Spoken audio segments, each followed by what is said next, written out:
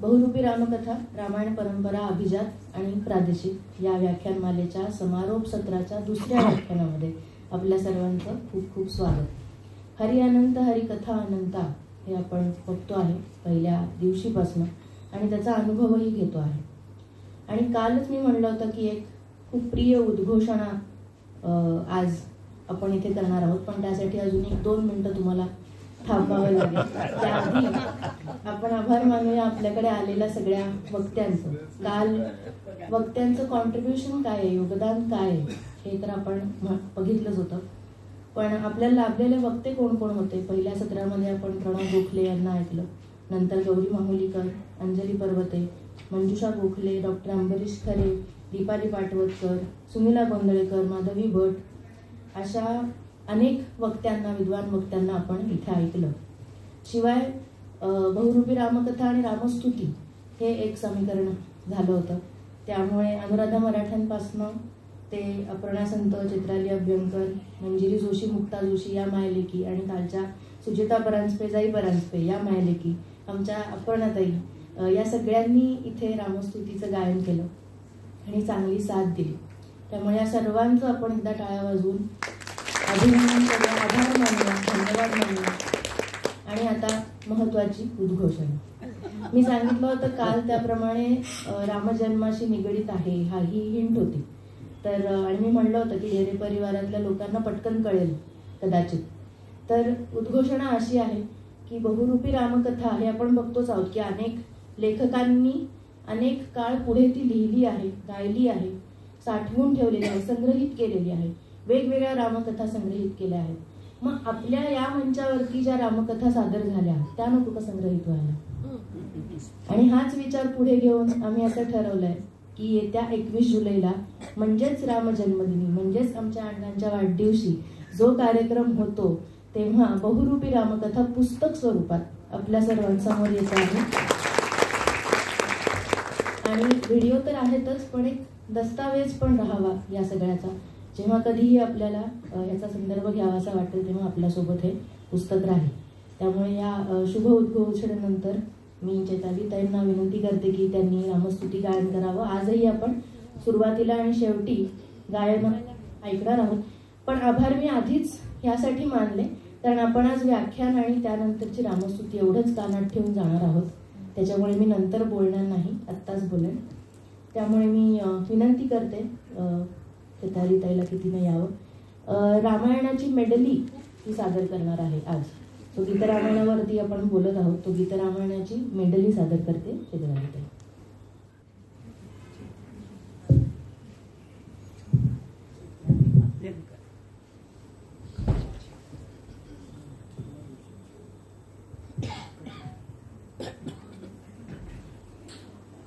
सगळ्यांना नमस्कार.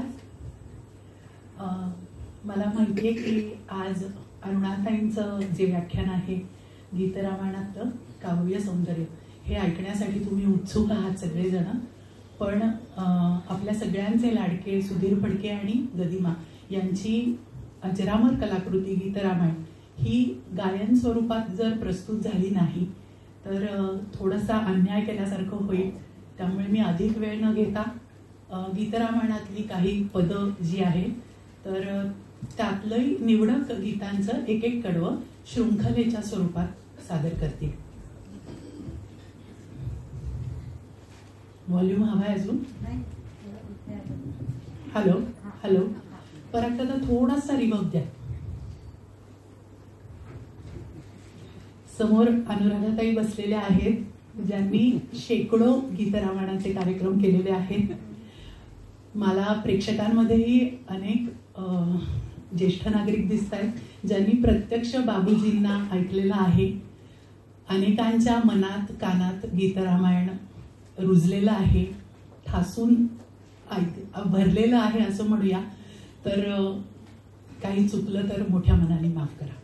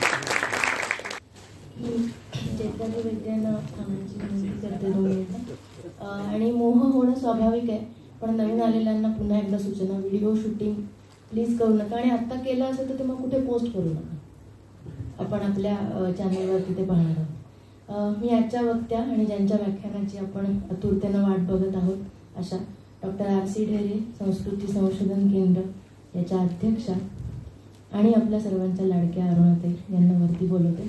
आणि त्यांच्याच हस्ते चित्रालीताईचा सत्कार करूया.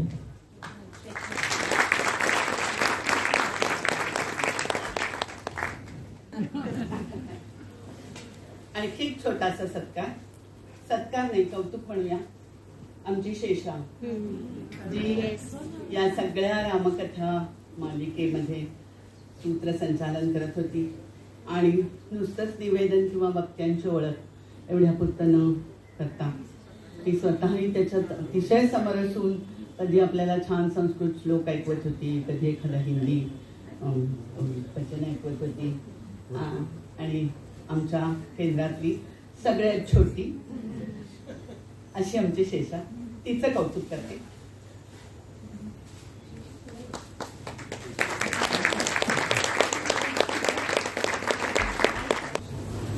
शेषाचं कौतुक केलं खरं, पण खरं सांगायचं तर आमच्या केंद्रातल्या सगळ्याच मंडळींचं कौतुक केलं पाहिजे.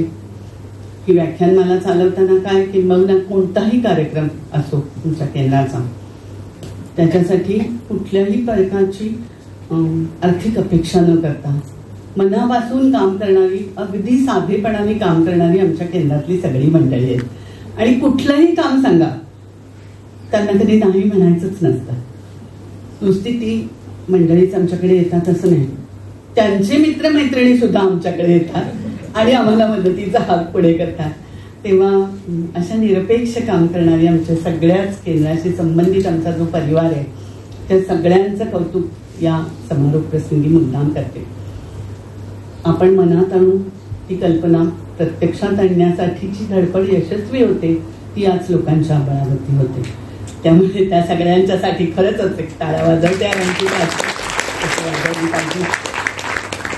तुम्ही सगळेच जण या व्याख्यानमालेसाठी येता आहात. 1.5 वर्ष आपण 1 महिना 3 व्याख्यानं अशी ही मालिका ऐकतो आहोत.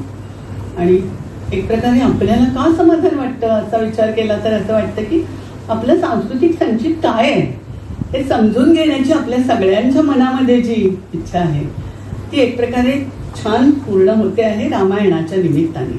आणि त्यासाठी या लोकांना आपण जे देतो आहोत त्या सगळ्यासाठी म्हणून जो एक मदतीचा कालही मी म्हटलं ठीक भार छोटासा का असेना पण तोही आमच्या सख्या देणग्यांवर चालणाऱ्या केंद्राला जडच झाला.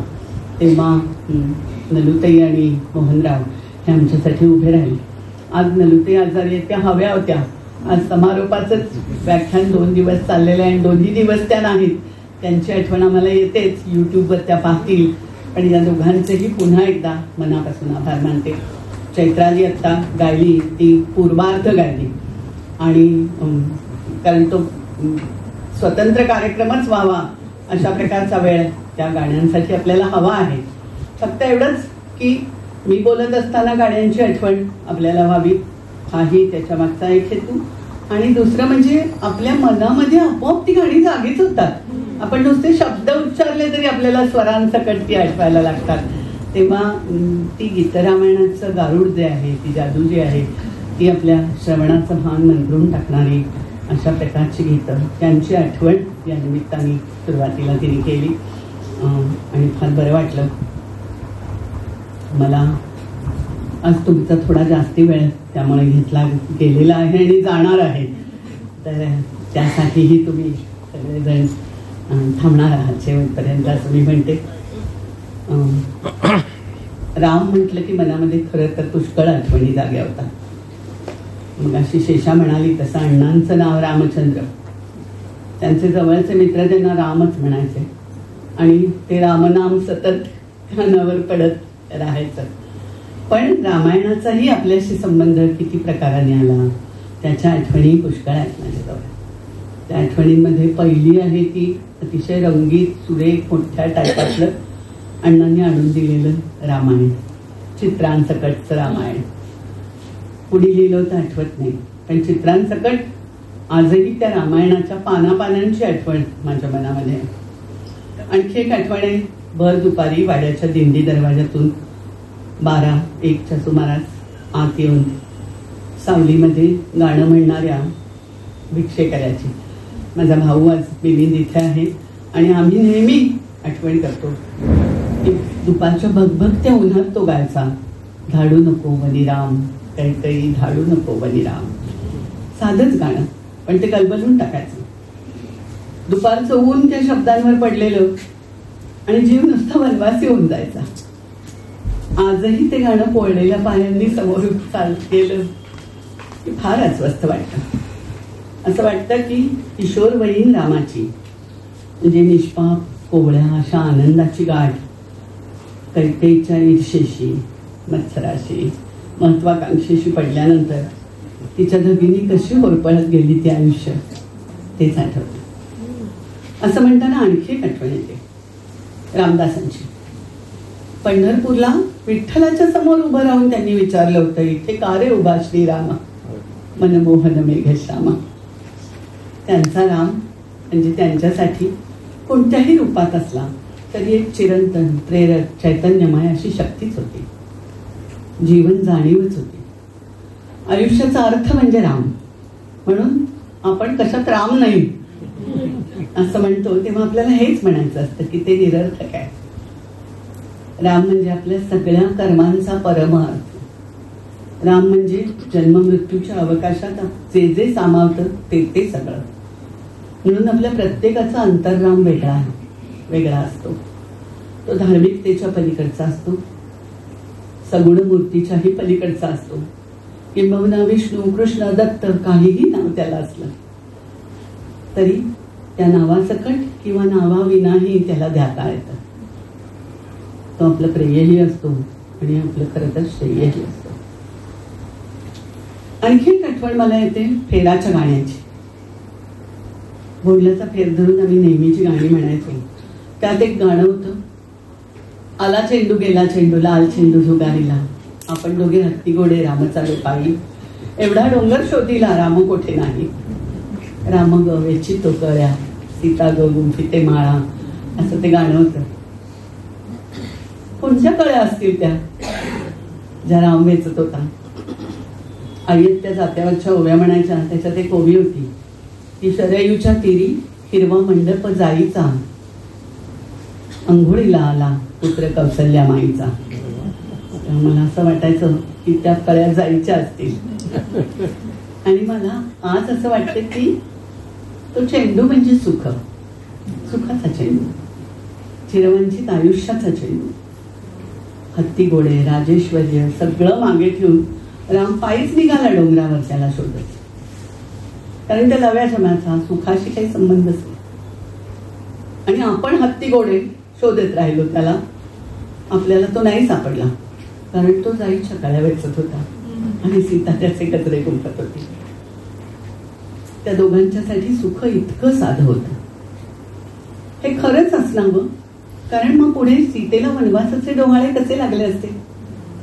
कालिदासांनी कशी कल्पना केली असती की रात्रभर गालाला लावून न संपणाऱ्या गोष्टी बोलत राहिले राम सीता वनवासात असताना. जे महालामध्ये शक्य नव्हतं ते मोकळेपण, ते स्वातंत्र्य, तो आनंद निसर्गाच्या सहवासाचा आणि तो एकमेकांचं ते निकटपण, हे सगळं याच्यामध्ये आहे. असं ते सुख होतं. आणि पोरकरे आठवतात मग त्याच्या मागोमाग, रात्र होता शांत सारी गाल गाला लाविले, भोगिले ऐश्वर्य सारे स्पर्श संगीतातले. तेव्हा अशा प्रकारचं सुख ज्याला हवं होतं तितकं साधं सुख. पण हे गाणं समजुतीच्या पातळीवर आलं ते मात्र पुष्कळ उशिरा आलं. जसं रामरक्षेचं झालं की कविता म्हणून रामरक्षा ही पुष्कळ उशिरा समजायला लागली. स्तोत्र म्हणून ते आवडायचं, अजूनही आवडतं कारण त्याच्यातली बदलणारी वृत्त आहेत, बदलणारी वजनं आहेत, म्हणताना बदलणारी लय आहे.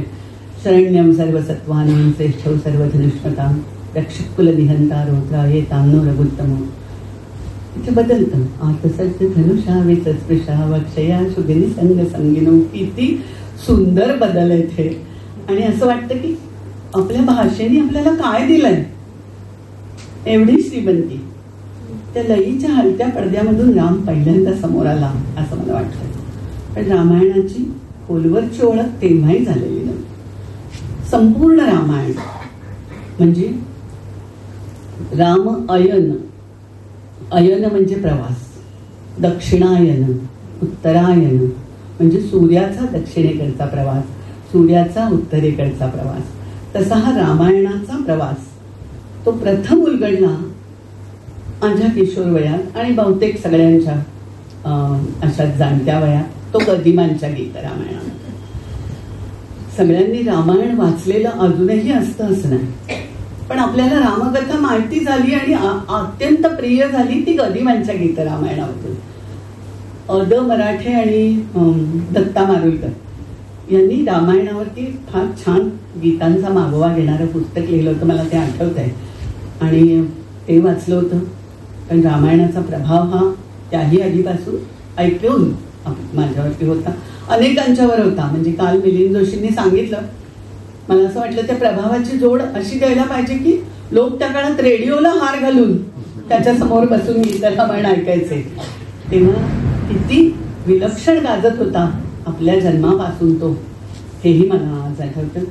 शिवाय मी समजुतीच्या वयात आले तेव्हापर्यंत कालही ज्याचा उल्लेख झाला त्या गीतमालिकेची सुरुवात कशी झाली, सगळेच आपल्याला पुन्हा पुन्हा माहिती असलेले प्रसंग आहेत, किस्से आहेत म्हणावं तसे आहेत.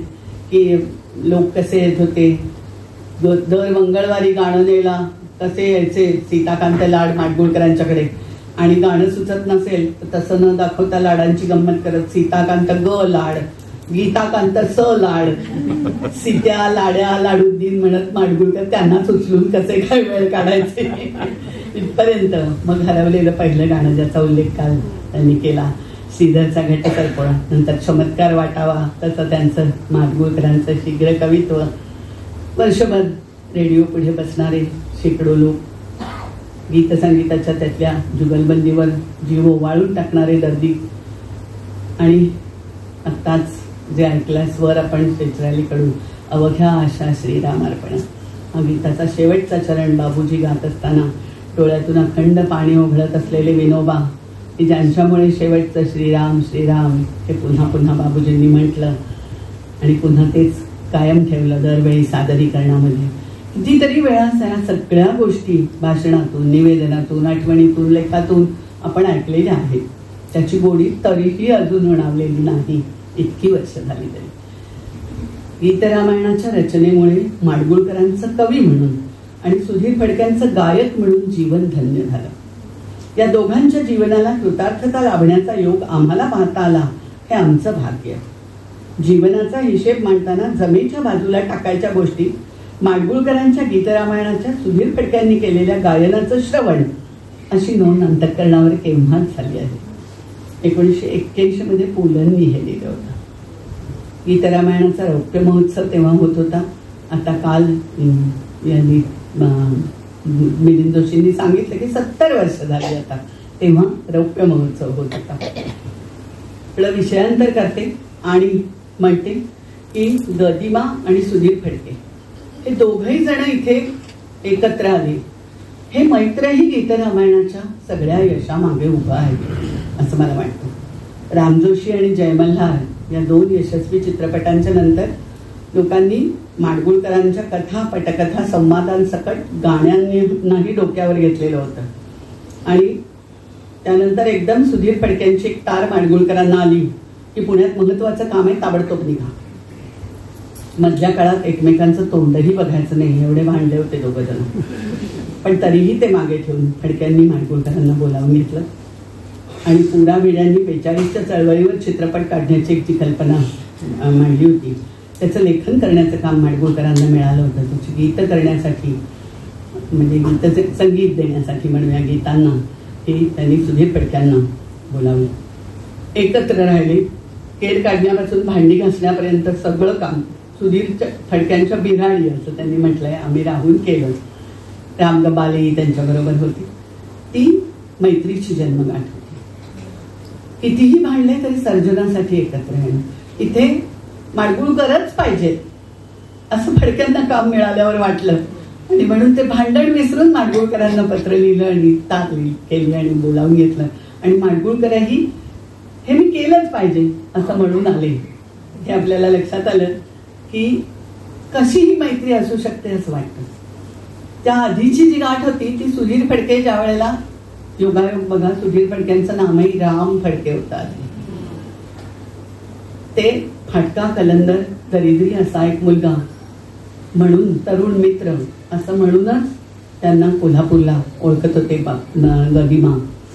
आणि पहिला पाळणाच्या वेळेला, ज्या वेळेला चित्रपटाचं गाणं लिहायला सांगितलं माडगूळकरांना, त्यावेळेला त्यांनी असं म्हटलं की माझा मित्र चाल करेल. सुधीर फडक्यांनी चाल केली, पण ते काही प्रत्यक्षात आलं नाही त्या दोघांचं. पण तरी सुद्धा माडगूळकरांनी पुढे असं लिहिलं की सुधीर फडक्यांचे आणि माझे संबंध किती जन्मांचे होते कोण जाणे, दोन सख्खे भाऊ नांदणार नाहीत असे आम्ही नांदत होतो. आम्ही दोघंही अस्वस्थ मनस्थितीत ग्रामोफोन कंपनीची सेवा करत राहिलो. तो उमेदवारीचा काळ होता. मी फडक्यांच्या बिऱ्हाडीच राहत होतो, जणू फडक्यांच्या कुटुंबातलाच एक झालो होतो. माझे शब्द आणि सुधीरचे स्वर यांचं जोड भांडवल करून आम्ही सहजीवन जगत होतो. तेव्हा हे दीर्घकाळचं सुखदुःखांच्या सहभागातून एकत्र आलेलं मैत्र हे गीतरामायणाच्या मागे अतिशय सर्जक अशा स्वरूपामध्ये उभं राहिलं.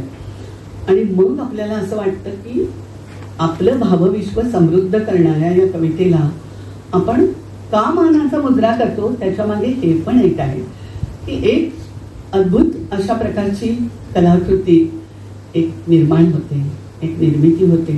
त्यामागे दोन अत्यंत प्रतिभावंत आणि सर्जनशील माणसांचं असं एकत्र येणं हेही त्याच्यामध्ये उभं असतं. आणि म्हणून असं काहीतरी घडू शकतं. हे गीतात्मक आख्यान ऐकताना आपण त्यामुळे श्रीमंत होत जातो असं मला वाटतं.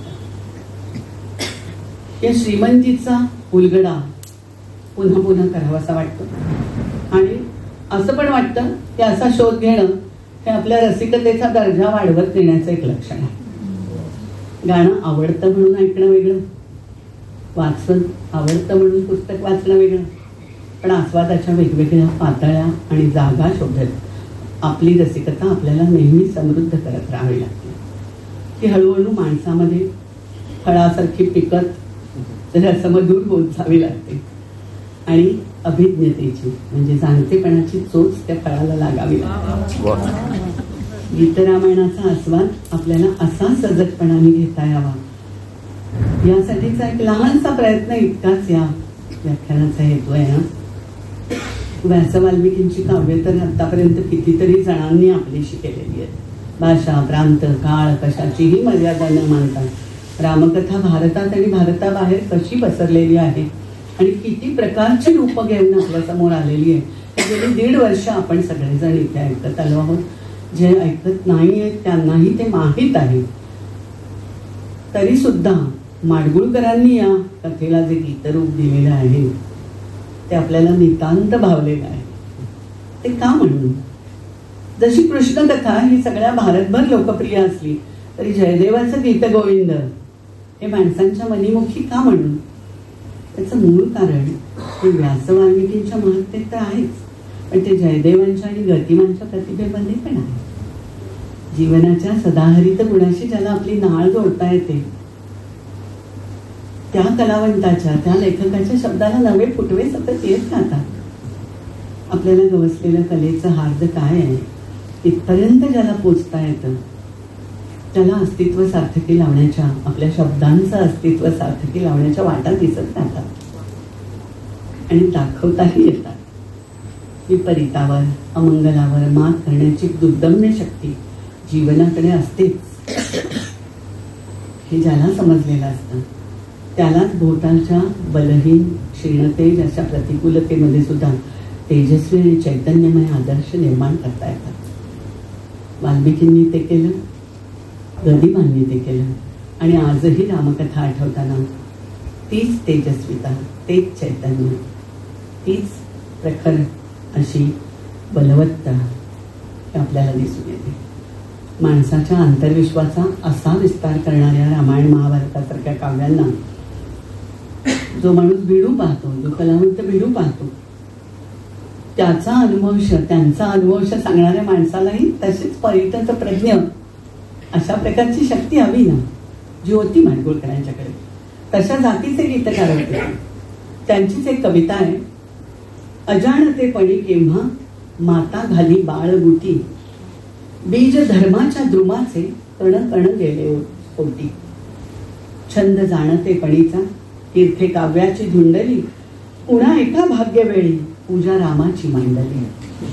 देववाणी तले ओज शीतळले माझ्या ओठी, वाल्मिकीच्या भास्कराचे झाले चांदणे मराठी. झंकारल्या कंठवीणा आले चांदण्याला सूर, भाव माधुर्याला आला महाराष्ट्री महापूर. चंद्र भारल्या जीवाला नाही कशाचीच चाड, मला कशाला मोजता मी तो भारलेले झाड.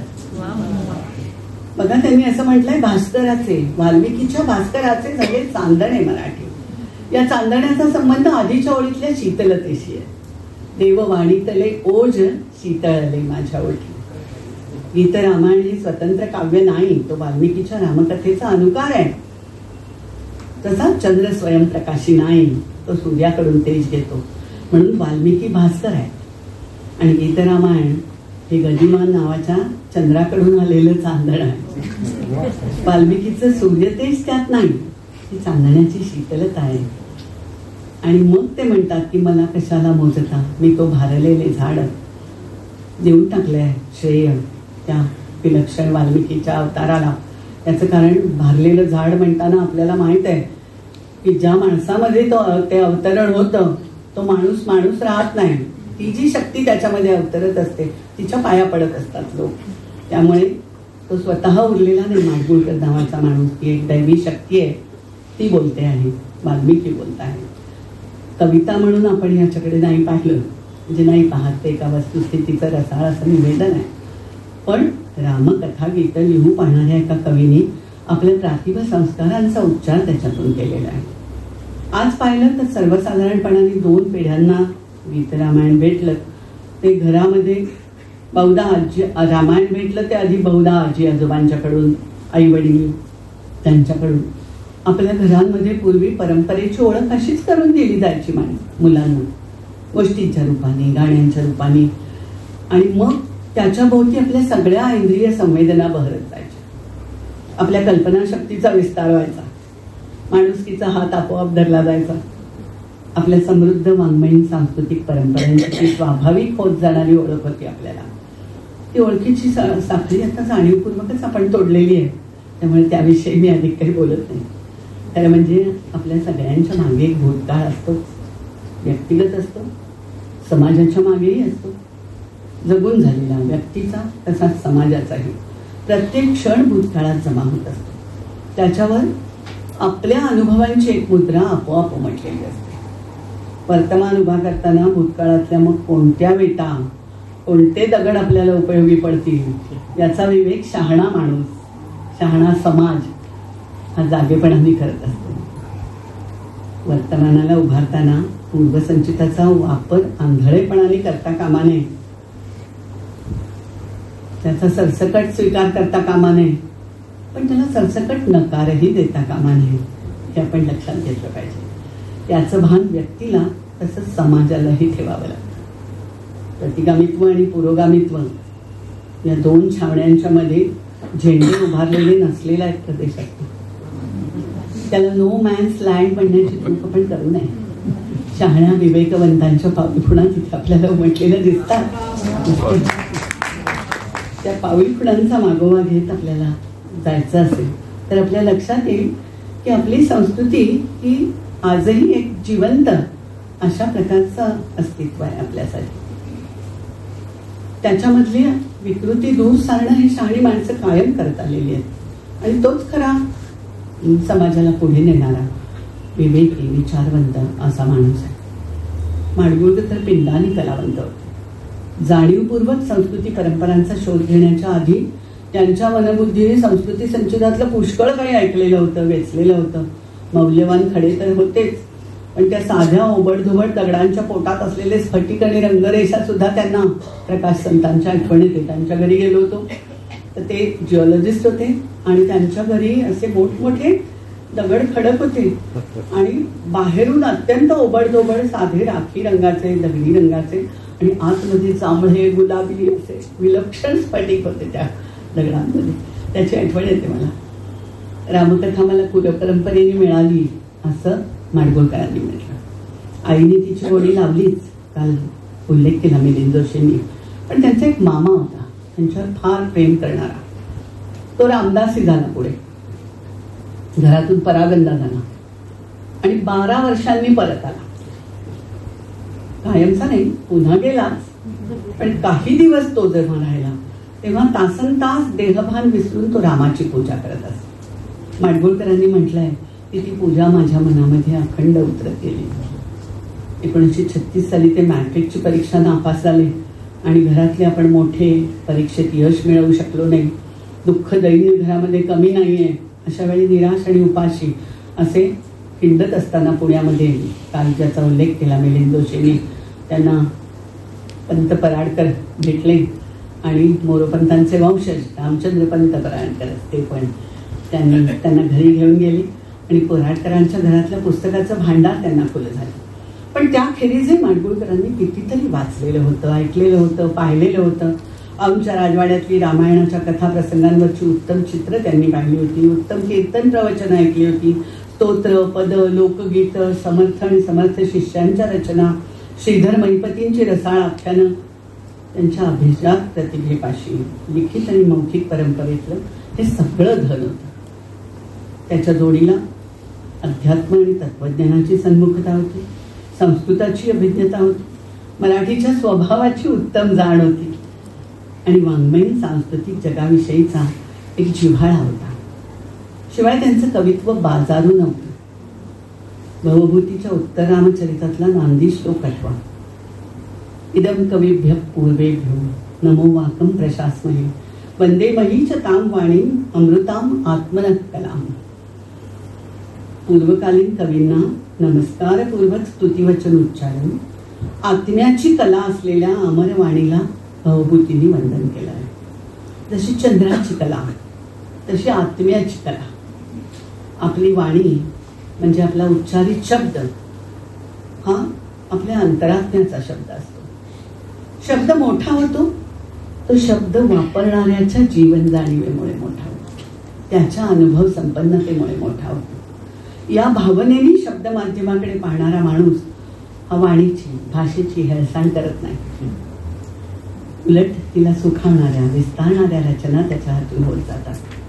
माडगुळकरांनी तत्सम तद्भव शब्दांची निवड देशी शब्दांच्या जोडीने अधिक पण इतकी सहज केली आहे आणि त्याची योजना इतक्या समर्पक रीतीने केली आहे की अर्थाची प्रभा त्या सगळ्या शब्दांचा अवघडपण दूर सारून सहज फाकते. संस्कृताचा वापर ते किती सहज करतात आणि आपणही तो सहज स्वीकारतो. झळकती तयाच्या रत्ने शृंगावरती नव मोह फुलासम सुवर्ण अंगावरती हे नयन फाळले त्याच्या रंगावरती ते इंद्र चापसे पुच्छ भासले उडता मजा आणू द्या तो हरिणा अयोध्या नाता. आता इंद्र चापसे पुच्छ रत्न शृंगावरती झळकतात, नयन भाळतात, डोळे नाही. किंवा या शिखराहून त्या गेहावर कंदुकसा तो उडे कपीवर शिरे गवाक्षी पुच्छ भयंकर चालला नगर चेतवीत पेटवी लंका हनुमंत. तेव्हा या शिखराहून त्या गेहावर सहज म्हणतात ते, किंवा कंदुकसा तो उडे कपीवर, तेव्हा चेंडू सारखा तो उडतोय. आपण सहज स्वीकारतो हे सगळं. हे संस्कृत आहे, हे अवघड आहे, मला नाही समजणार असं मनात सुद्धा येत नाही. इतके सहजपणाने आपण या संस्कृतांनी भारावलेल्या रचनेचे शब्द स्वीकारतो, सहजपणाने ऐकतो, गुणगुणतो. मूळ वाल्मिकी रामायण मी प्रक्षेपांचा विचार करत नाही, साधारण 24,000 श्लोकांचा आहे. माडगुळकरांनी मूळ कथा 56 गीतांमधून पूर्ण केली. काही समीक्षकांनी म्हटलं की रामाचं अयन म्हणजे सगळं जीवनक्रमण त्यांना सांगायचं होतं. पात्रांचे मनोधर्म सांगता सांगता त्यांचे जीवनधर्म सांगायचे. पण झालं असं की त्यामुळेच रामायण हे सामान्य काव्य राहिलं नाही. गीत रामायण हे ती मर्यादा पुरुषोत्तमाची गोष्ट झाली. आणि मला असं वाटतं की प्रत्येक वेळी माणूस मर्यादांमुळे लहान होतो असं नाही. खरं सांगायचं तर तो मोठाही होऊ शकतो, होतो. म्हणजे किती मोठा होतो याचा आदर्श रामाने आपल्याला दाखवला. माडगुळकरांना अशा मर्यादा पुरुषोत्तमाचा जीवनवेध घ्यायचा आहे, त्याची शक्तिमत्ता दाखवायची. आणि शक्ती आणि सामर्थ्य नेहमी शारीरिक थोडंच असतं. पुन्हा ते युद्धभूमीवरच दिसतं हाही समज चुकीचा आहे. संपूर्ण रामायण हे खरं तर रामसीतेच्या वेगवेगळ्या सामर्थ्याचा आणि शक्तिमत्तेचा अनुभव देणार आहे.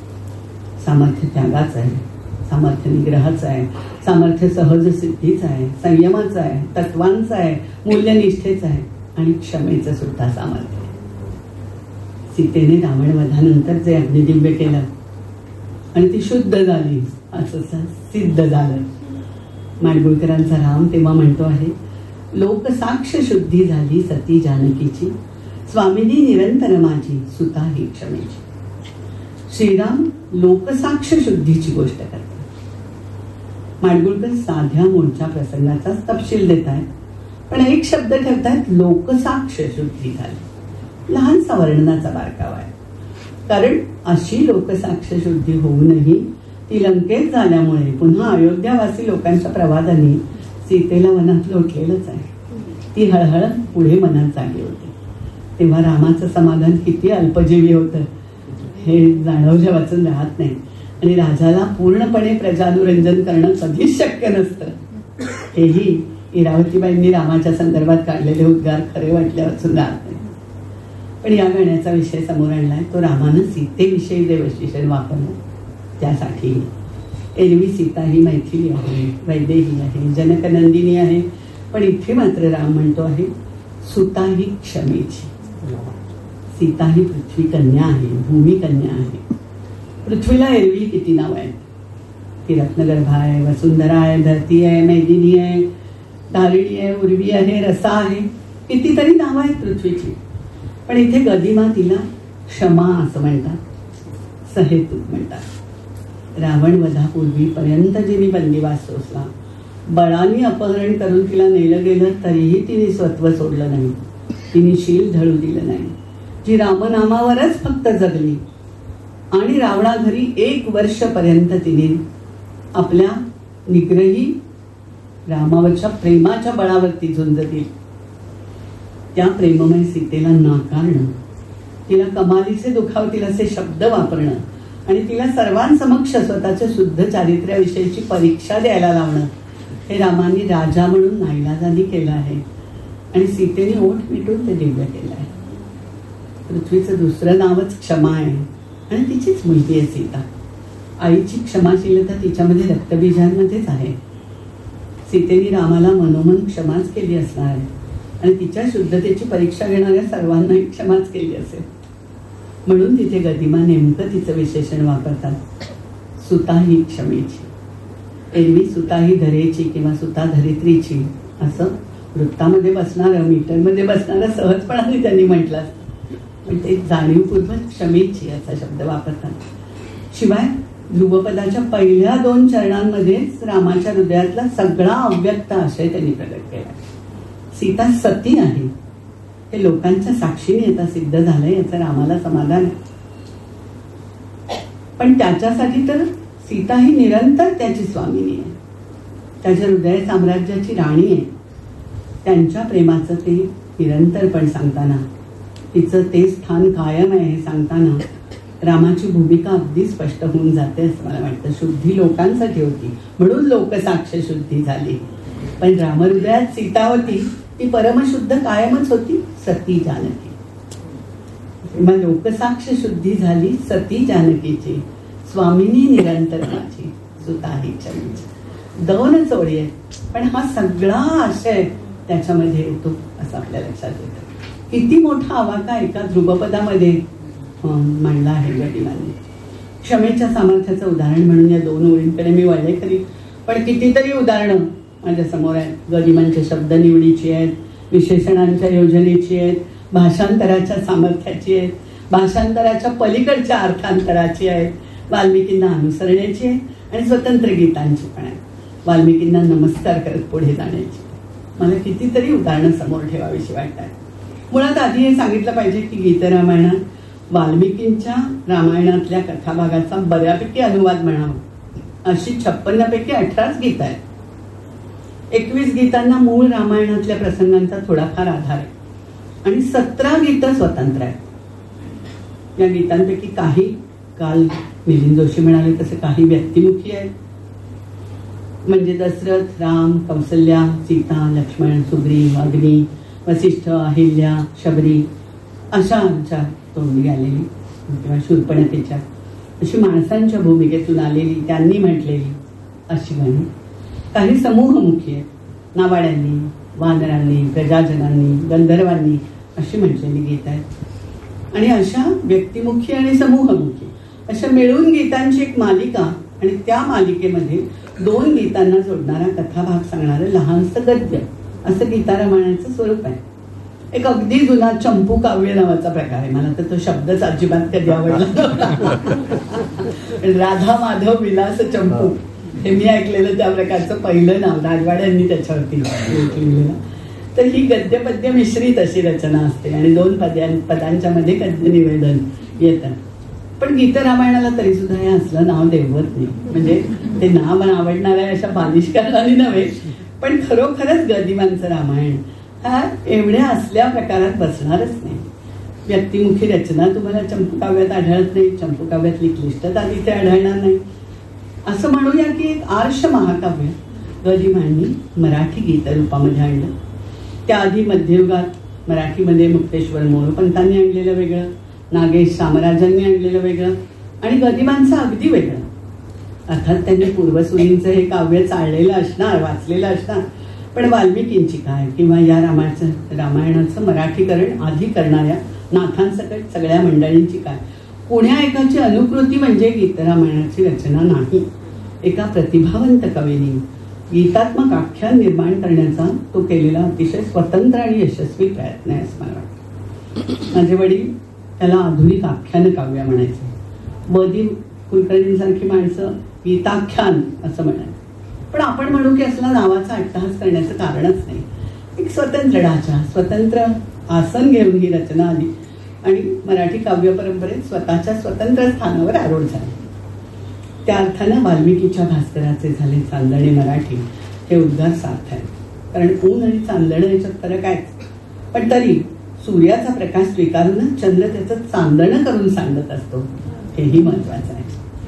पण म्हणजे माडगुळकरांनी स्वतःची स्वतंत्र प्रतिभाकृती म्हणता म्हणता वाल्मिकींची चोरीच केली की काय, असाही प्रश्न मनात येतो.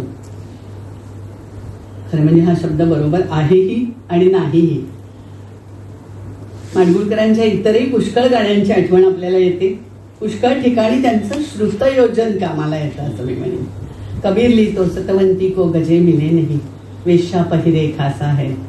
आणि माडगुळकर म्हणतात पतिव्रतेच्या गळ्यात धोंडा, वेश्येला मणिहार, उद्धवा जब तुझे सरकार. तेव्हा ही काय चोरी आहे?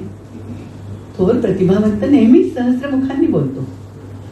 सगळी परंपरा, सगळी संस्कृती थोर गीतकारासाठी त्याचीच असते, ती त्यांनी आपलीशी केलेली असते. म्हणून अनेकदा नव्याबरोबरच जुन्याचंही नवीन रूप तिथे प्रगट होतं. उदाहरण बघा रामसीतेच्या स्वयंवराचा प्रसंग. अंश विष्णूचा राम, धरेची दुहिता ती सीता. राम नुसताच इक्ष्वाकू कुलभूषण नाहीये, तो अवतारी पुरुष आहे, विष्णूचा अंश आहे आणि सीता ही भूमिकन्या आहे.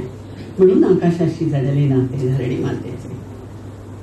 पण त्यांचं श्रुतयोजन असं समृद्ध करणार आहे की हे मनात ठेवून जेव्हा सीताहरणाचा प्रसंग आहे आणि सीता धावा करते, धावा धावा नाथ रघुवर, गजशुंडाये कमळ कळीवर. हत्तीसारखा आहे रावण, गजशुंडा, कमळ कळीवर येते सीता एक कमळ कळीसारखी.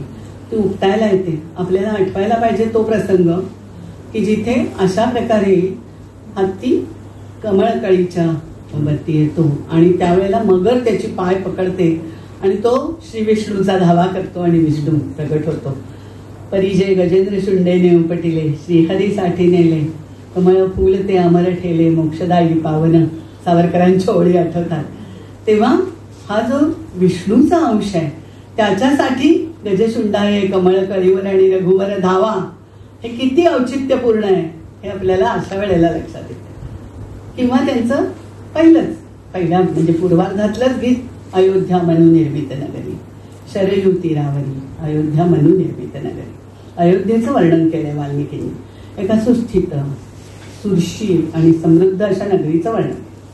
गदिमा वाल्मिकींचा हात धरून गीत लिहितात, पण लिहिता लिहिता स्वतंत्र अर्थविस्तार कसा घडवतात हे पहा.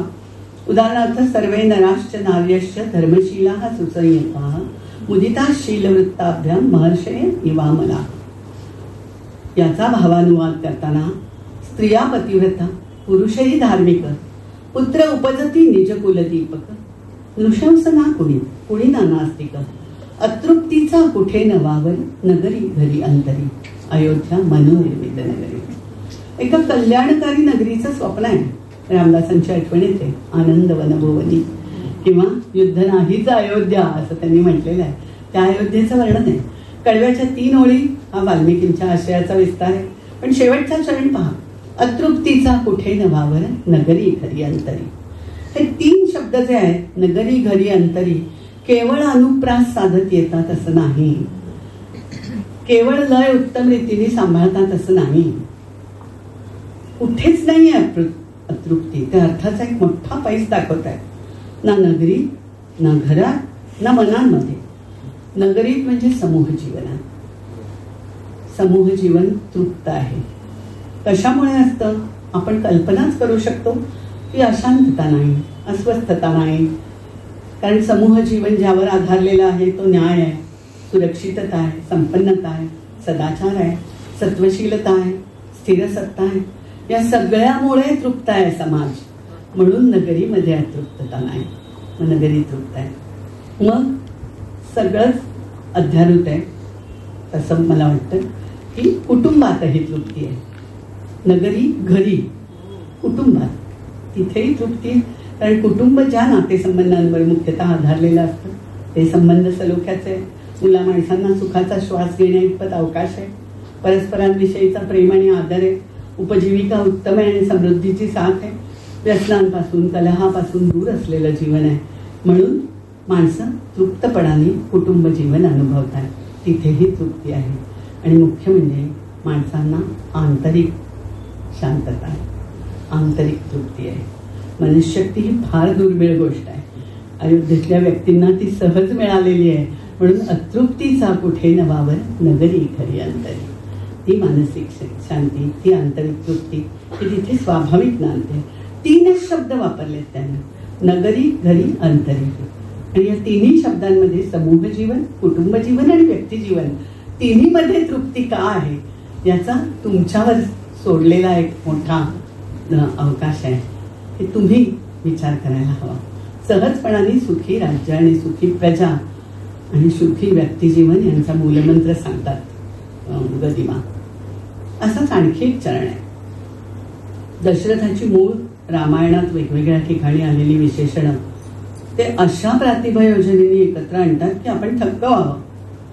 इक्ष्वाकू कुलकीर्ती भूषण, राजा दशरथ धर्मपरायण, त्या नगरीचे करतो रक्षण, गृही चंद्रसा, नगरी इंद्रसा, सूर्य जसा संगरी. आता बघा, दशरथाची 3 विशेषणं आहेत, पण ती वेगवेगळ्या ठिकाणी सार्थ होत आहे.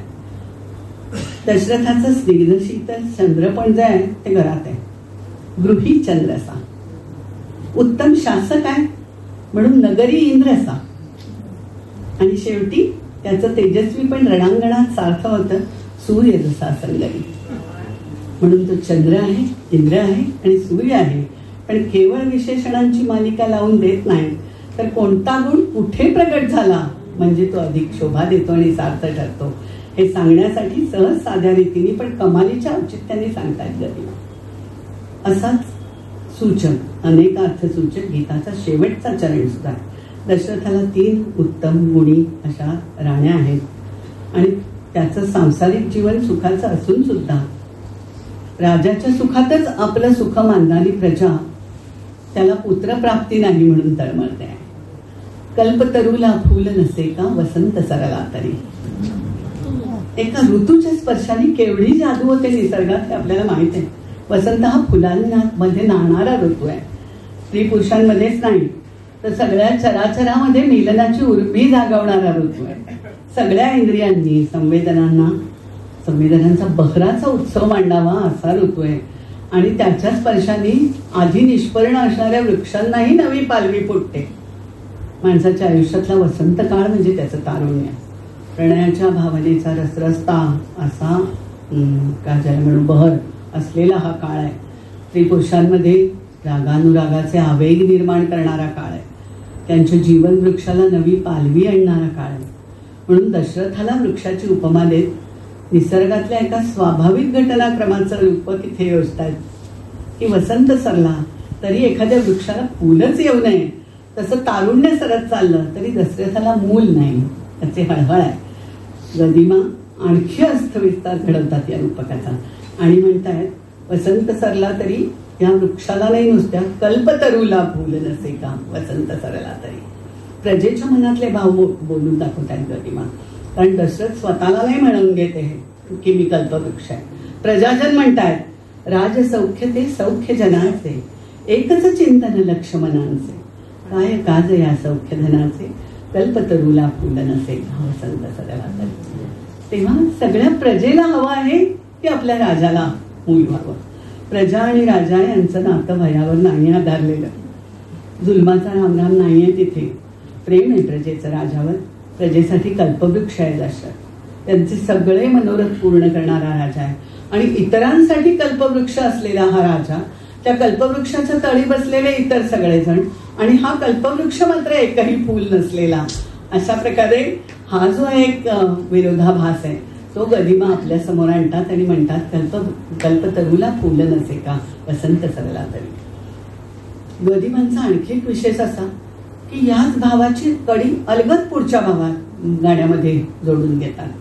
पूर्णपणाने स्वतंत्र गीत आहे. काल ज्याचा उल्लेख केला कौसल्याचं गीत, ही वेलीवरची फुलं पाहून तिच्या काळजातली उलघाल बोलून दाखवणारं गाणं आहे.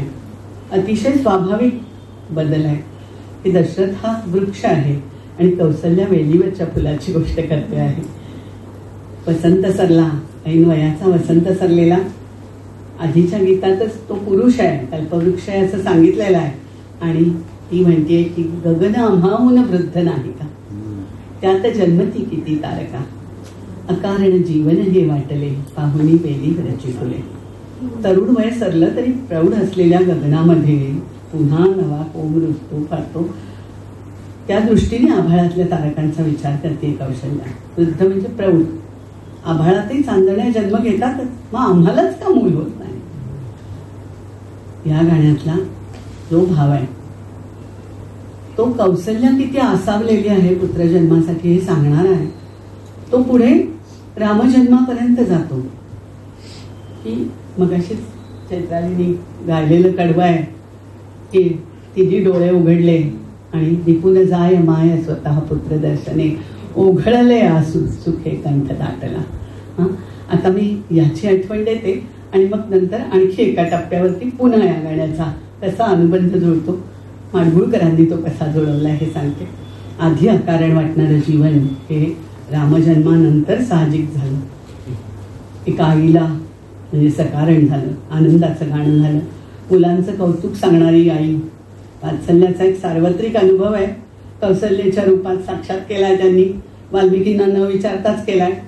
आणि त्यात काय विचारायचं, म्हणजे असं वाटतं की आई मुलाच्या नात्याला जो एक सनातन सार्वकालिक असा स्पर्श आहे आनंदाचा, तर तो या कथेत यायला नको का.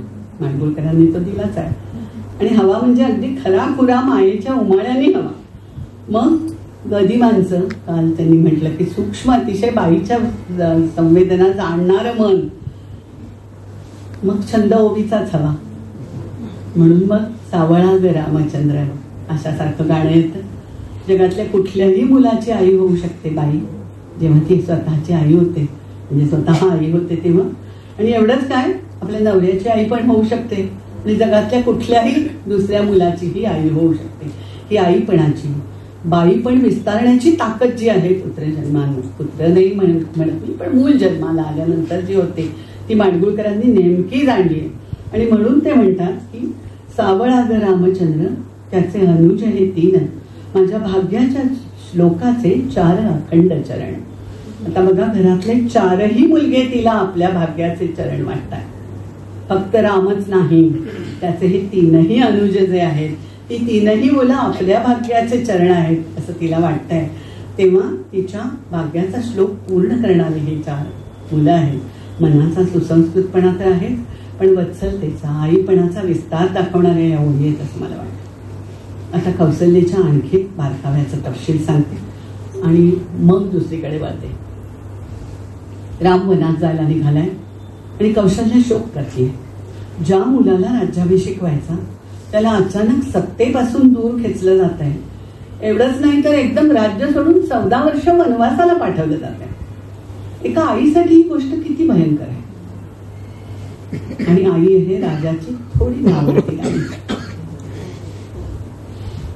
राम निघाला त्यावेळेला कौशल्याने जो शोक केला तो वाल्मिकींनी सांगितलेला आहेच, पण त्या शोकाचं स्वरूप गदिमांनी जे उकललंय ना ते स्त्री हृदयाची जाण असणाऱ्या एखाद्या समंजस पुरुषाने उकलावं तसंच उकललंय नव्हे, एखाद्या जाणत्या बाईने उकलावं तसं उकललंय असं मी म्हणते. कारण एक धक्का तिला आहे तो रामाला राज्यपद न मिळाल्याचा, पण तो विशेष नाही. त्याचा संबंध मुलाच्या सत्ताधीश होण्याशी नाहीये. कौशल्य तशी महत्वाकांक्षी कधीच नव्हती नाही. महाभारताप्रमाणे रामायणामध्ये सत्ता संघर्ष असा नाहीये. पण राम राज्यावर आला असता तर कौशल्याला आई म्हणून थोडा अधिक मान मिळाला असता. तिच्यामध्ये खोलवर जे एक शल्य आहे त्याच्यावर थोडं चंदन लागलं असतं. कैकेयी हीच दशरथाची सगळ्यात प्रिय राणी होती. इतर राण्यांच्या मनामध्ये हा सरळ असणारच. तिला हट्टाने म्हणजे तिच्या हट्टासाठी रामाला राज्यपद तर दिलं नाही, पण रामाचं लहान वय, त्याचा आज्ञाधारक स्वभाव, त्याचं नवनवं झालेलं लग्न या कशाचाही विचार न करता 4 भावांमधलं त्याचं ज्येष्ठत्व डावलून नाईलाजाने दशरथाने त्याला वनामध्येच जाण्याचा आदेश दिला आणि तोही 14 वर्ष. या दशरथाची म्हणजे दशरथावरची म्हणूया कैकेयीची जी उद्दंड सत्ता होती ती तर दिसून येते, पण कौशल्याने तेव्हा जो आकांत मांडला त्याचंही स्वरूप कळून येतं. शोकाच्या आवेगात आपल्या तरुण मुलाजवळ ती स्वतःची व्यथा व्यक्त करते. खरं सांगायचं तर पती पत्नी संबंधांमधल्या गोष्टी या कोणतीही कुलवंत स्त्री अशी इतरांजवळ बोलून नाही दाखवत. ओठ मिठच असतात तिचे, मुलाजवळ तर नाहीच नाही. पण इथला आघातच इतका जोरदार आहे की कौशल्य मोडून पडली आहे. तिच्या आयुष्याचा आधारच कोणीतरी काढून घेतलाय.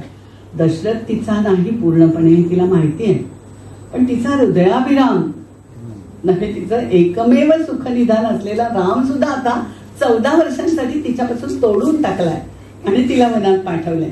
आणि ते कारस्थान कैकेयीकडून रचलं गेलं.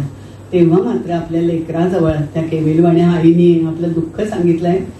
सांगू नये ते आज सांगते, मजहून यांना ती आवडते. आजवरी मी कुणान कथिल्या मोकया तनाया. तिच्या नयनीच्या अंगारांनी जळतच जगले मुला जीवनी. तुझी राज्य इच्छित होते अंती तरी छाया. तिच्या डोळ्यामध्ये जे पाणी आलं होतं रामजन्मानंतर तिथपर्यंत ही कडी पोचते. ओघळले आसू सुखे कंठ दाटला. आणि मग इथे तुझी राज्य इच्छित होते अंती तरी छाया इथपर्यंत येतो आपण. जुन्या एकत्र कुटुंबातल्या मानवी संबंधांमधून जन्मलेली आणि व्यवस्थेने स्त्रीच्या पदरात टाकलेली, वारंवार टाकलेली ही व्यथा. कौशल्याच्या शोकातून त्या शतकांच्या व्यथेला माडगुळकरांनी शब्द दिलेला आहे. आणखी एका सनातन अनुभवाचं शहाणपण आपल्या गाठी त्यांनी दिलंय की वरवर पाहता सुख असतं, पण त्या सुखाच्याच गाभ्यामध्ये उदासीही असते. अतृप्तीचा कुठे नवावर नगरी घरी अंतरी हे म्हणायला ठीक असतं, पण सुख सुख म्हणताना दुःख दाटून आले हेही अनुभवायला लागतंच माणसाला. तेव्हा जीवन सत्यांना अशा प्रकारे सन्मुख होणं सोपं नसतं. कौशल्यासाठी ते किती अवघड होतं या निमित्ताने त्यांनी आपल्याला ते दाखवलं आहे, सांगितलंय. आणि राममाता जरी असली तरी मानवी मर्यादांची जाणीवही आपल्याला इथेच होते हेही आपल्याला लक्षात येईल. कौशल्याचं चित्र त्यांनी इथेच पूर्ण केलं. राम वनात गेल्यानंतर आता तिच्या आयुष्यात म्हणजे रामच नाही, त्या जगण्याला अर्थ काय?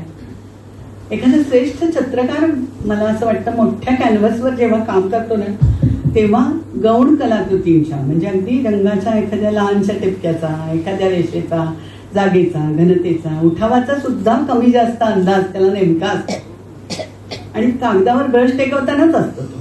त्यामुळे कुठली आकृती मोठी आणि कुठल्या आकृत्या पार्श्वभूमीला लहान असणार आहेत याची जाणीव असते त्याला. नंतरची आकस्मिकता जी येते ती आपल्याला चमत्कारासारखी वाटते, पण मोठ्या चित्रकाराचं दर्शन किंवा विजन हे इतकं मोठं असतं की मोठ्या मोठ्या गोष्टींना बिलगलेल्या ज्या लहान लहान गोष्टी असतात किंवा लेखकाच्या बाबतीत म्हणायचं, गीतकाराच्या बाबतीत म्हणायचं तर मोठ्या गोष्टींना बिलगलेले अर्थाचे जे लहान लहान पुंज असतात त्याचा विचार सुद्धा त्यांनी केलेला असतो. त्यामुळे गदिमांच्या रामकथेमध्ये राम वनात जाईपर्यंत त्याच्या आयुष्याची पात्र महत्वाची ठरतात, व्यक्ती असतात. त्या हयात असल्या तरी नंतर त्यांना फारसा अर्थ उरत नाही. त्यांच्या आयुष्यात ती हळूहळू रामकथेच्या रामसीतेच्या आयुष्यामध्ये पार्श्वभूमीला जातात. तसा राजा दशरथ, कौसल्या, वसिष्ठ, कैकई, भरत हे सगळे हळूहळू पार्श्वभूमीला गेलेले आहेत आणि राम आणि सीता, लक्ष्मण हेच आपल्या समोर येतात. मग नंतर येतो हनुमंत. हे सगळे मोठे आणि ही चित्र आधी जी त्याच्या आयुष्यात आहेत ती व्यक्ती पात्र त्या व्यक्ती या हळूहळू पार्श्वभूमीला गेलेल्या आहेत. पण रामचरित्राशी असलेलं त्यांचं अनुसंधान मात्र कुठेही गदिमांनी सुटू दिलेलं नाही ह्याचे पुन्हा आश्चर्य वाटतं. म्हणजे ज्ञानेश्वरीमध्ये सुरुवातीला ज्या वेळेला तो अर्जुन आणि कृष्ण रथात आहे, गीता सांगण्याचा प्रसंग, गीताख्य प्रसंग, त्यावेळेला म्हणजे डावा हात हा लगाम धरलेले आहेत आणि उजवा हात अर्जुनाच्या खांद्यावर ठेवून तो समजावून सांगतोय. सगळ्यात शेवटी मग तो सावळा सकंकणू बाहू पसरोनी दक्षिणू, दोन्ही हात नाही पसरत आहे कारण एका हातात लगाम आहे, हे विसरत नाही चित्र. तेव्हा ज्ञानेश्वरीच्या एवढ्या सगळ्या ओव्या सांगून झाल्यानंतर सुद्धा तसं गदिमांचं हे अनुसंधान सुटत नाही.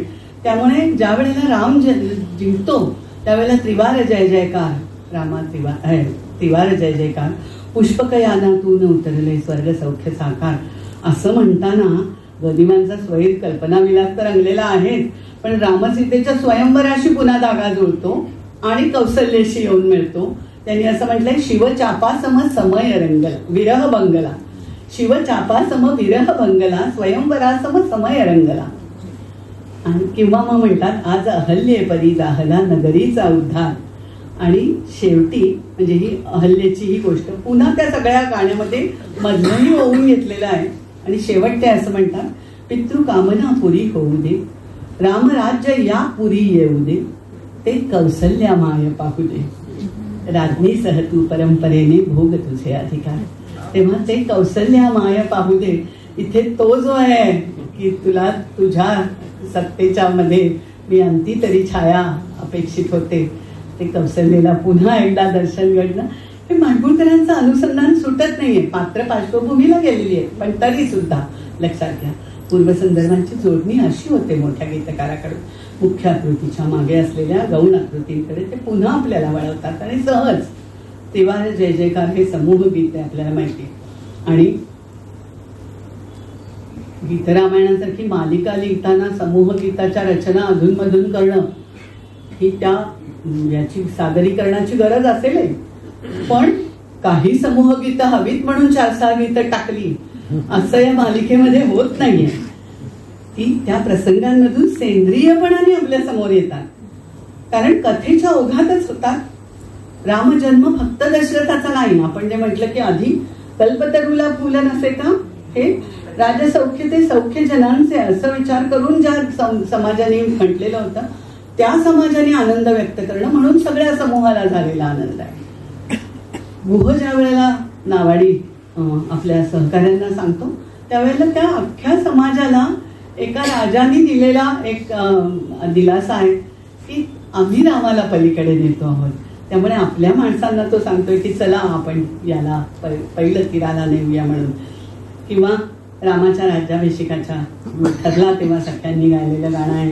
किंवा सुमंताला थांबवताना प्रजाजनांनी केलेली शोकाकुल विनंती आहे, थांब सुमंता थांबवी रे रथ. किंवा काय म्हणूया सेतुबंधाचं गाणं आहे, रावणवधाचं गाणं आहे. त्या सगळ्यामध्ये समूह कुठे येईल आणि कसा येईल, काय येईल, याच्या मागचा अतिशय सूक्ष्म विचार करूनच ही समूह गीतं लिहिलेली आहेत असं आपल्याला लक्षात येतं. आणि त्यासाठी निवडलेले घाट, रचनेचं वैविध्य, कल्पना विलास, मुख्यतः कथेमध्ये भरून असलेल्या आशयाचा विस्तार याची किती उदाहरणं द्यावी. म्हणजे सावळाग रामचंद्रासाठी स्त्रियांच्या मुखात असलेला ओवी छंद त्यांनी निवडला. माझं आणून द्या तो हरिण अयोध्यानाथासारखं गीत लिहिताना एक लाडीक गोडवा आणला प्रेयसीचा, डोहाळे पुरवा रघुकुल तिलका माझे, किंवा उगा का काळीज माझे उले, यासारख्या स्त्रीमुखी गाण्यांना घरगुती वळणाचा एक वेल्हाळपणा आणला, उदारपणा आणला. नकोस नौके परत फिरू, लोकगीताचा दमदार लयपूर्ण अशा प्रकारचे कुमारीच म्हणूया ती त्यांनी आणली. त्यांनी गीतांचे बोलके मुखडे बांधले. कळव्यामधून आशयाचा नुसता विस्तार केला नाही तर त्याची खोली पण वाढवली. भावनेच्या आवेगावर स्वार होताना तशी वेगवान रचना हीही त्यांनी केलेली दिसते. म्हणजे विरूप झाली शूर्पणखा ही दाशरथीची कृती आणि मग लगेच छोट्या सुडगे त्याचा अलंकाबाजी. ही रचना म्हणजे ग्रंथकाराला एक प्रकारे उत्तेजित करणारीच रचना आहे की तशीच चाल त्यांनी दिली. पण मुळातली रचना जी माडगुळकरांची त्यामध्ये हे सगळं तुमच्या लक्षात येईल की किंवा रामाविण राज्यपदी कोण बैसतो, लक्ष्मणाचा आहे घेऊन या खड्ग करी मीच पाहतो, किंवा जोड जणी कारमुका सोड रे सायका मारही त्राटिका रामचंद्रा. हे सगळं म्हणताना ज्या प्रकारची रचना माडगुळकरांनी केलेली आहे त्यामध्ये संस्कृत न येणाऱ्यालाही संदर्भांनी सोड रे सायका जोड जणी कारमुका हे समजतं. पण केवढा आवेश आणि गती मूळ रचनेत आहे हे तुम्ही पहा. क्रोध आणि सूड, उत्साह आणि आनंद, शोक आणि करुणा, भावनांची अचूक पारख आणि त्या भावनांना सांभाळून देणारी शब्दांची, विशेषणांची, नादलयीची योजना. मला असं वाटतं की हा भाषिक आविष्कार तर वेधक आहे, पण त्यांचा अर्थविन्यास इतका मनोहर आहे, इतका मनोज्ञ पण आहे. सीतेला तिच्या सख्या ज्या म्हणतात की आता तुला राणीपद मिळालेलं आहे, राज्ञी पद गे तुला लाभता, पुत्राविण तू होशील माता, अखिल प्रजेच्या मातृपदाची तुझं करणे स्वीकृती. तेव्हा राणी ही नुसतीच राज्यावर सिंहासनावर बसणारी राजाची नाही, म्हणजे डॉक्टरची बायको डॉक्टरीन असं नाही आहे ते. अखिल प्रजेच्या मातृपदाची तुझं करणे स्वीकृती. किंवा ऐल अयोध्या पडे अहल्या, पहिलं उगवतील कल्पतरू, तारक त्याला तारून नेऊ, पदस्पर्शाने सर्वतरू. तरणे आणि तारणे, जो तारक आहे त्याला आपण तरुण नेतोय पलीकडे. हा रचनेचा खेळ नाहीये नुसता, तो अर्थविस्तारही करण्यासाठी झाला आहे हे आपल्याला लक्षात येईल. किंवा ज्याचा शेषाने काल उल्लेख केला होता, मुनिवचनांचा पुन्हा होऊ दे अर्थासह उच्चार, त्रिवार जय जयकार. ऋषींच्या शब्दाचं सामर्थ्य हे मंत्राचं सामर्थ्य असतं, त्यामुळे ते उच्चारतात तेच घडतं. आज पुन्हा तसंच होऊ दे, मुनिवचनांचा पुन्हा होऊ दे अर्थासह उच्चार, असं त्यांनी कितीतरी उदाहरणं या अर्थविस्ताराची आहेत सांगता येईल. वाल्मिकींची सगळी रामकथा गदिमांना निवडीसाठी खुली होती. वर कवी प्रतिभेचं स्वतंत्र विहरण्याचं स्वातंत्र्यही त्यांना होतं. म्हणून या कथेमध्ये त्यांनी निवडलेले म्हणजे त्यांनी केलेले संक्षेप आणि बदल यांच्याविषयी थोडंसं सांगते आणि थांबणार आहे. याचका थांबू नको दारात, मी बदल सांगते. सीतेचं गाणं आहे, रावणाला उद्देशून केले म्हटले की मूळ वाल्मिकी रामायणाचा बराचसा आधार आहे गीत रामायणात. त्या वाल्मिकी रामायणाच्या प्रसंगामध्ये सीता रावणाला बजावते की सूर्याच्या तेजाला जसा तू स्पर्श करू शकणार नाही तसा मलाही नाही, असं ती सांगते. राम हा सूर्यवंशी राजा होता, अमित तेजस्वी होता, त्यामुळे त्याला आदित्य म्हणणं आणि त्याच्या प्रभेला स्पर्श करणं किती अवघड आहे असं म्हणून स्वतःला त्याची प्रभा म्हणणं, असं मूळ वाल्मिकी रामायणात आहे. पण गदिमांनी रामाचा दुसरा विशेष उचललाय, त्याचा सावळा रंग उचललाय, त्याचं शांत व्यक्तिमत्व उचललंय आणि जी ओळ लिहिली तीही तितकीच समर्पक आहे. घननिळाची मूर्त वीज मी नकोच जाळू हात, याचका थांबू नको दारात. राम मेघश्याम आहे, वरवर पाहताना शीतलता देणारा आहे, पण त्याच्यामध्येही एक कडकडणारी जाळून राख करणारी वीज सामावलेली आहे. हा भावार्थही वाल्मिकीची पैजा घेत त्यांनी आपल्या समोर ठेवलेला आहे. आणि सीता हीच रामात मध्ये सामावलेली त्याची शक्ती आहे, सीता शक्ती ही अशी आहे, त्याचंही सूचन त्यांनी केलेलं आहे. गदिमांची औचित्याची जाणीव खरंच फार सूक्ष्म आहे. संपूर्ण गीता रामायणात सीतेची शारीर वर्णनं किंवा एकूणच स्त्रियांची देह वर्णनं फारशी नाहीत. रूपसौंदर्याची जाणीव आहे, रामाच्या रूपाची सुद्धा आहे. सीतेच्या वर्णनाचे प्रसंग रामायणात 2-3च येतात. स्वयंवराचा प्रसंग, तिथे ती मुग्ध किशोरी म्हणून दिसते, डोळ्यात सगळी शक्ती एकवटून रामाला साठवणारी, लज्जेची गालावर चढलेली, शिवधनुष्याचा भंग झाल्यावर तृप्तीने डोळे मिटलेली अशी सीता आपल्याला दिसते. जनकाच्या ज्ञेनं उठून पैंजण वाजवत रामासमोर जाणारी आणि त्याला माळ घालणारी, तिच्या मनोभावांचं आणि तिच्यावर झालेल्या रामदर्शनाच्या परिणामांचं वर्णन करतात गदिमा. ते तिच्या रूपसौंदर्याचं वर्णन नाही करत. ते करणं त्यांना अगदी सहज शक्य होतं. सहज सवयीने ते करू शकले असते. संस्कृतात अनेक स्त्रियांची वर्णनं यापूर्वी तशी आलेली आहेत, पण ते शब्दात आणतात ते केवळ सीतेचं भावमोहन आणतात, शारीर नाही. रावणाने तिला पळवून नेल्यावर वेड्यासारखा तिच्या रानावनात शोध घेणारा राम, तिची रूपं आठवतो तेव्हा नदीवरून कमरेवर घडा घेऊन परत येणारी तिची आकृती त्यांना आठवते आणि सहजपणे म्हणतात की करी कमंडलू कलशकटीवर हरिमध्या ती मंदगामिनी. तेव्हा तिथे एक बारीकसा हरिमध्या सिंहकटी ज्याला म्हणतात त्याचा उल्लेख येतो, एवढाच. पण वर्णन म्हणायचं तर इतकं पुसटच आहे. एरवी सगळी आठवण आहे ती तिच्या गुणविशेषांची आठवण आहे. तिचे डोळे त्यांना आठवतात, तेही शृंगाराची आठवण देणारे म्हणून नाही तर निष्पाप आनंदाची आठवण देणारे डोळे आहेत तिचे. अशोकवनात हनुमंत तिला पाहतो तेव्हा सुद्धा मलिन कृशांगी तरी सुरेखा असं त्यांनी म्हटलेले, धूमांकित ती अग्निशलाका असं. रामाच्या सौंदर्याचा सुद्धा खूप स्निग्ध उच्चार केला ना त्यांनी. ओळखीचे बघा आले पदरव, सावलीतही दिसते सौष्ठव. मात्र रामसीतेचं नातं हे शृंगारापेक्षा प्रेमावर, विश्वासावर, समजुतीवर आधारलेलं आहे. या दोघांची मनं एकमेकांमध्ये मिसळलेली आहेत. त्यामुळे मूळ रामायणात सीतेचं रावणाजवळ शूर्पणखेने केलेलं कामुक वर्णन सुद्धा हेतुपूर्वक गाळलेलं आहे गदिमांनी. उलट शूर्पणखा प्रेमात पडली, ती रामाच्या बाह्याकृतीवर पडली. त्यामुळे रामाकडे ती पाहते ती अभिलाषेने पाहते, तिचं काममोहित होणं. म्हणजे आता एका बाजूला सीतेचं हे भावसंमोहन आपण पाहतो आणि दुसऱ्या बाजूला तुझ्या स्वरूपी राजलक्षणे, रुद्राक्षांची श्रवणी भूषणे, तिचं वर्णन आहे ते केवळ बाह्याकृतीचं वर्णन आहे. आणि मग तुझ्यासाठी मी झाले तरुणी 16 वर्षा मधुर भाषिणी असं ती त्याला म्हणते.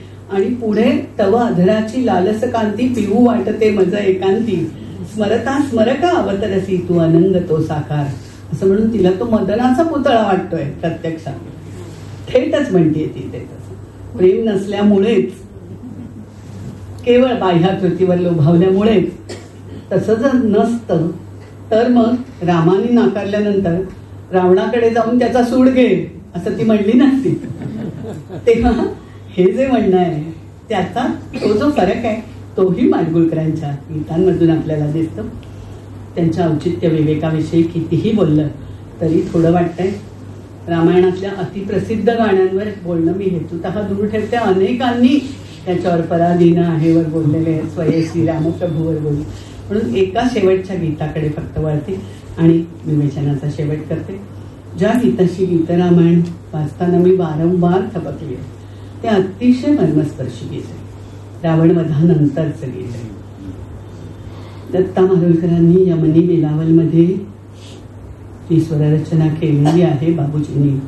त्याच्याविषयी मंद्रसप्तकातल्या निषादांनी झालेली त्याची सुरुवात आणि नंतरच्या कडव्यांचा वेगवेगळा स्वरप्रारंभ याचा पण फार छान तपशील दिला. खरं तर बाबूजींचं संगीत आणि गदिमांचं गीत याच्या एकात्मतेविषयी आपण इतक्या वेळा बोलतो. त्या मेळाचं सुख, परमावधीचं सुख आपण अनुभवतो की मी त्याच्याकडे आज वळत नाही. आणि या लहानशा व्याख्यानात बोलणार तरी किती, पण ह्या गीताच्या बाबतीत असं होतं की हे मनात मुळात ते जागं होतं, ते त्या सगळ्या स्वरासकट जागं होतं. गाणं आहे श्रीरामांच्या मुखातून आलेलं. रावणवधाची वार्ता हनुमंतांनी सीतेला कळवली आणि नंतर विभीषणाला निरोप दिल्यानंतर सीता रामासमोर आली. ज्याच्यासाठी वनवास स्वीकारला तो राम, ज्याच्या जवळ स्वतःला अंतर्बाह्य उलगडलं तो राम, ज्याला सर्वस्व दिलं तो राम. वाल्मिकींनी बालकांडामध्ये असं म्हटलंय, एक लहानसं वाक्य आहे फक्त, की सीता म्हणजे राम सीतेवर करत होता त्यापेक्षा कितीतरी अधिक ती त्याच्या हृदयाला जाणत होती आणि त्याच्यावर प्रेम करत होती. तेव्हा इतकं प्रेम जिने रामावर केलेलं होतं तो राम, ज्याच्या केवळ स्मरणाने रावणाच्या पापी दृष्टीला दूर ठेवता आलं तो राम, इतक्या भयानक संकटातून पार आल्यानंतर तो समोर दिसतोय. तो आपल्यासाठी आपल्या मागे इथवर आलेला आहे आणि आता रावणवधही झालेला आहे. सीता आपल्या प्रिय पती समोर उभी आहे आणि सौम्यपणे राम तिला म्हणतोय, किती यत्ने मी पुन्हा पाहिली तू ते, लीनते चारुते. सीतेची यावेळची विशेषण पहा, किती प्रयत्नांनी तुला पुन्हा पाहतोय मी. भयंकर युद्ध होतं पण आता ते संपलंय. अपराधाला पुरेपूर शिक्षा झालेली आहे आणि मी राजाने जे करायला हवं ते केलेलं आहे.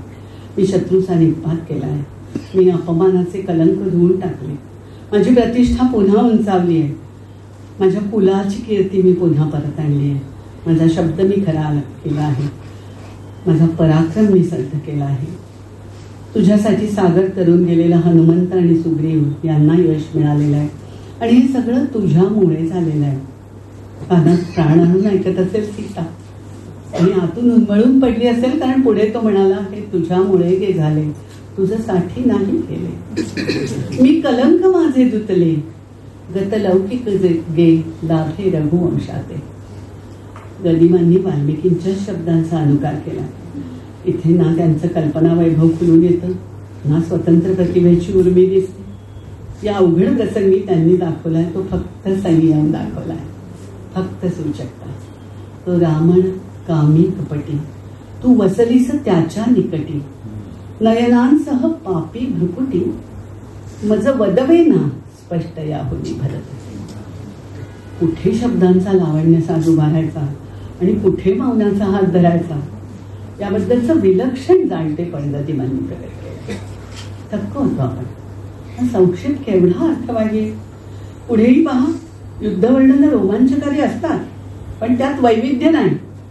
म्हणून केवळ युद्धकांडाच्या 4 सर्गांचा आशय रणभूमीवरच्या 1-2 गीतांमध्येच त्यांनी व्यक्त केला.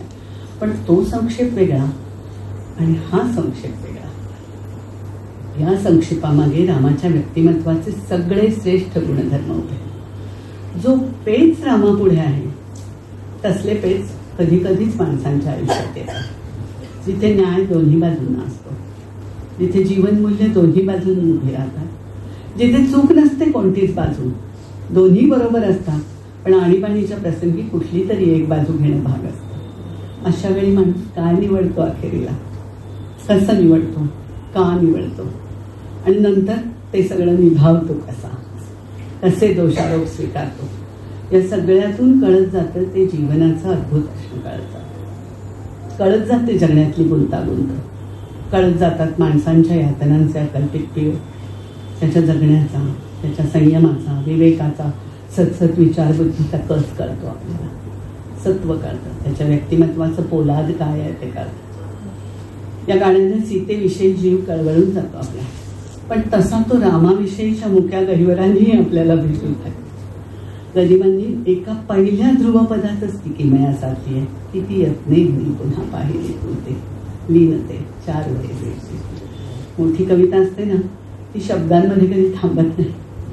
शब्द तर केवळ प्रेरक असतात, रस्त्यावरचे हिरवे दिवे किंवा स्प्रिंगबोर्डवरनं सरोवरात उडी घेण्यासाठी. अर्थाचं तळतळ खालीच असतं पसरले. नरेश मेहतांसारखा कवी म्हणतो की शब्द म्हणजे केवळ पायऱ्या असतात पाण्यात उतरणाऱ्या, कवितेचं तळ वेगळंच, इसलिए शब्द पर जाकर नाही मत खडे राहू. संपूर्ण अवगाहन ही कविता आहे. तेव्हा ते संपूर्ण अवगाहन केवळ या ध्रुवपदामागे केवढा तरी भाव आहे रामहृदयामध्ये. आणि याच्या शेजारी असलेलं पुढचं गीत, लोकसाक्ष शुद्धी झाली सती जानकीची, स्वामिनी निरंतर माझी सुता ही क्षमेची. ते निरंतर पण आपल्याला रामकथेमध्ये माहीत आहे की अश्वमेधाच्या वेळेला पण सीतेचा पुतळा शेजारी बसवून यज्ञ करणारा राम आपल्याला आठवला की मग स्वामिनी निरंतर माझी या शब्दाचा अर्थ आपल्याला कळायला लागतात. तेव्हा शब्दांच्या रचनेचा, कुलवंत संयमाने सोडलेल्या श्वास निश्वासांचा म्हणूया असा प्रत्यय फार कमी वेळेला आपल्याला साहित्यकृतीतून येतो. असं काही निर्माण करणाऱ्या गदिमांचे आणि बाबूजींचेही आपण कायमचे ऋणी आहोत एवढंच म्हणते आणि थांबतो. पूजन्तं राम रामेति मधुरं मधुराक्षरम् आरुह्य कविता शाखां वन्दे वाल्मीकि कोकिलम्